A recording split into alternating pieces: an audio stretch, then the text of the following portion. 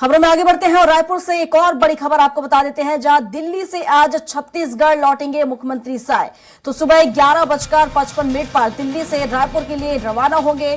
दोपहर 2:10 पर पहुंचेंगे अस्थायी निवास पहुना।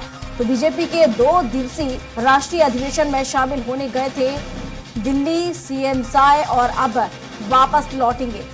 और हमारे साथ लगातार बने हुए हैं दिलीप साहू।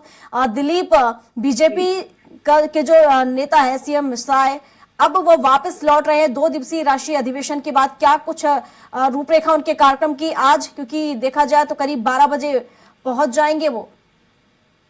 जी बिल्कुल प्रियंका, क्योंकि 2 दिवसीय राष्ट्रीय अधिवेशन में शामिल हुए हैं दिल्ली में, और राष्ट्रीय अधिवेशन में जिस तरह से विभिन्न जो कार्यक्रम तय किए गए हैं राष्ट्रीय नेतृत्व की ओर से, खास करके जो 370 सीटें जीतने का, पार करने का दावा बीजेपी ने तय किया है लक्ष्य, साथ ही साथ पूरे एनडीए के लिए 400 सीटें जीतने का लक्ष्य संकल्प लिया गया है इस दौरान, और विभिन्न योजनाओं को लोगों तक पहुंचाने का संकल्प लिया गया है। जिसमें खास करके जो बात करें इस राष्ट्रीय जो अधिवेशन है उसमें 3 करोड़ से ज्यादा महिलाओं को घर देने की बात कही जा रही है। मासिक अवकाश का जो तय समय है उसको 26 हफ्ते तक की बात दोहराई गई है। इसके साथ ही साथ 3 दशक बाद विधायिका में महिलाओं को 33% जो आरक्षण पास किया गया है, इसको लेकर लोगों तक ये बातें पहुंचाई जाएगी बीजेपी की ओर से। साथ ही साथ अयोध्या में जो राम मंदिर का निर्माण किया गया है, इस मुद्दे को लेकर भी लोगों तक पहुंचाया जाएगा। इसके अलावा 70 साल बाद जो अनुच्छेद 370 हटाया गया, खत्म किया गया है कश्मीर से,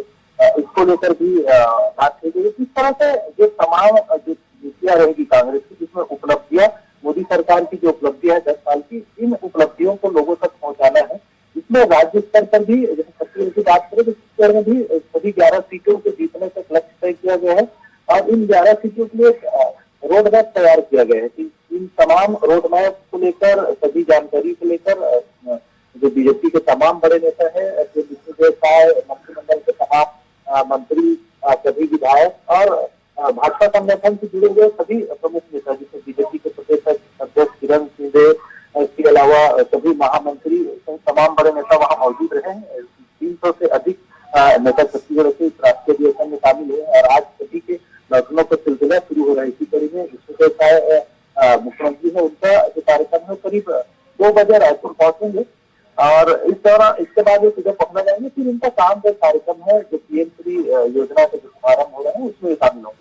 इस तरह से पूरी उनके दिन भर की रूपरेखा। जी बिल्कुल दिलीप, और जिस तरीके से 11 कमल, जो कि पहले से भी कहा जा रहा था कि 11 कमल इस बार देखा जाए तो भेंट किया जाएगा प्रधानमंत्री मोदी को, या फिर ये कहें कि 11 कमल की माला उन्हें पहनाई जाएगी, क्या इसको लेकर भी दिल्ली से लौटने के बाद स्ट्रेटजी बनाई जा सकती है? क्योंकि हम देखें इससे पहले भी बैठकों का दौर जारी है और लगातार लोकसभा चुनाव को लेकर तैयारियां बीजेपी कर रही है।